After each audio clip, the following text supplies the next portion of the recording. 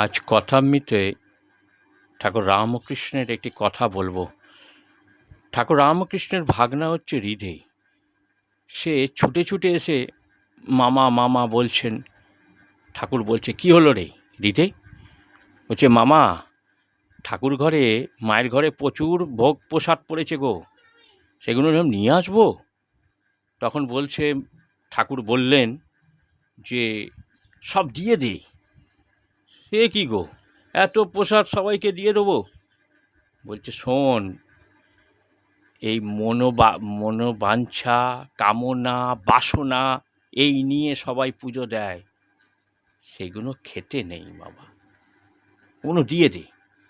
আর ওই তখন হৃদয় বললো, আর ঠাকুর ঘরে মায়ের যে ভোগটা, ওটা নিয়ে আয়, ওটা খাবো। কত সুন্দর একটা কথা ঠাকুর বললেন তার ভাগনা হৃদয়কে। কথাটা বেশি বেশি শুনুন, চ্যানেলটাকে সাবস্ক্রাইব করে দিন। নমস্কার।